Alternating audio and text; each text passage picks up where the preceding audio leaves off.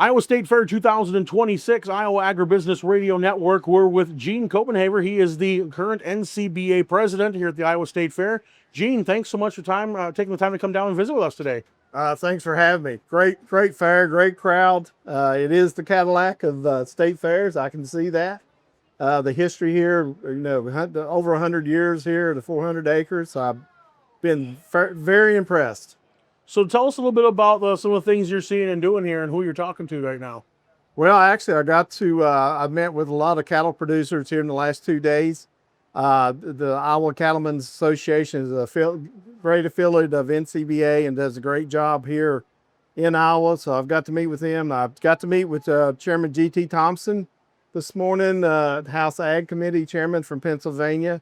So we looking forward to the charity steer show this afternoon. Get to show us steers. I guess the steer's name's Trigger, and get to compete against the governor and the chairman and Secretary of Agriculture. So I'm looking forward to that. It's always a stiff competition, but for a good cause, and we enjoy that. And getting the chance to talk with Iowa producers, we obviously know cattlemen are all together in one business, but what happens in Iowa is not what happens in Texas and things like that. There's a little bit of differential. What kind of things are you hearing from Iowa producers that you're able to take back with the organization? Well, the big thing is converting some of the CRP, that's CRP now, and convert it to grassland so we can grow our herd back.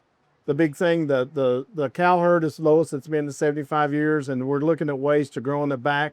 And by converting some of those CRP acres to grass, and maybe bringing some beginning farmers, bringing in the next generation to help us do that. So that's one thing. The announcement by Tyson 2 days ago that they're closing the Joslyn plant is big for Eastern Iowa feeders, and it's big for a lot of Eastern people, including Virginia. I'm from Virginia. We send a lot of cattle to Eastern Iowa to farmer feeders here, and it's going to be big for us, and it's going to hurt the market, and we have to find some solutions on how we're going to correct that. The no notice from Tyson wasn't good. I can appreciate economic decisions, but at the same time, there's a lot of partners out here for Tyson, and we need to make sure that they know what's going on. And it seems to add to the strain a little bit that some farmers have. We've had issues with packing plants and how they're doing business. And, we're at Big Four, as we always call those Big Four plants. But, we talk about how things were when they busted it up the last time. There was 6 and controlled less of the market. And so it's been a tough road to hoe between the producers and the packers sometimes. Yeah, it is. The packers are very important in our industry because they're very efficient. At the same time, we need a diversity of packers. Small, medium, and regional packers, and we have a new product for USA that a lot of the regional packers are jumping on to, and the Secretary of Agriculture has done a good job selling that program, and it gives us a little bit of leverage against the Big Four having that program, because I don't think the Big Four is going to adopt the product of USA like the regional packers do. So, and then also when you look at the cattle prices, a lot of people see the numbers and they see the beef prices at the grocery store, and they think that there's a lot of money being made, and there is. But the thing is, for replacement cattle and stuff like that to feed out, if you're not producing your own and not raising your own cow-calf operations, it's just as tough for them to replace that stock every year, isn't it?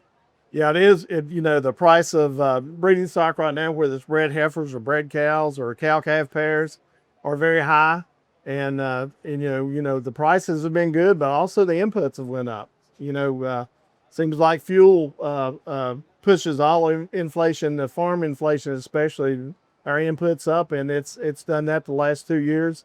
So the prices are good, but the inputs are up, and we need to sustain these prices some way, and it's hard to sustain it.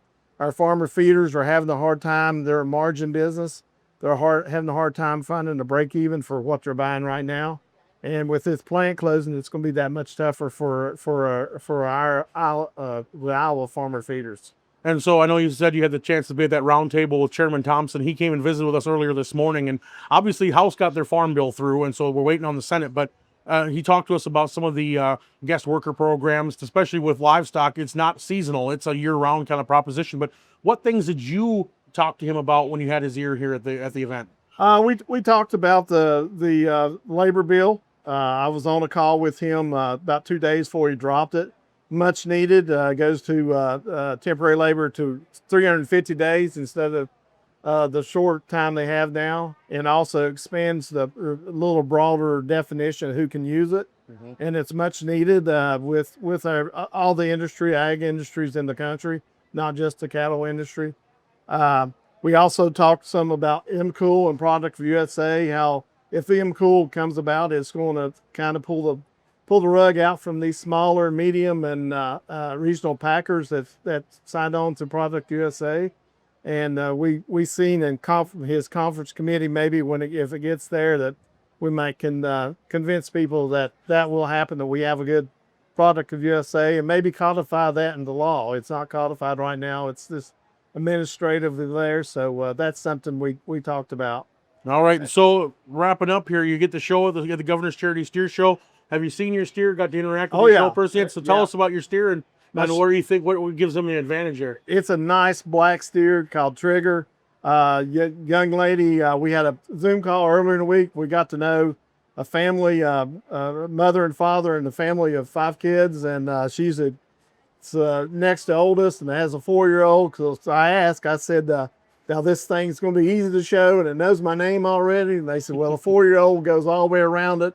It's going to be great. So, and the governor called me out yesterday and told me she was going to beat me. So I was at an event with her at the Ronald McDonald House. And so this is what it's all about too, the Ronald McDonald House. And so I'm looking forward to it. All right. Good time. All right. Well, we thank you so much for taking time out of your busy schedule here at the fair, and good luck at the show today. Thanks for having me.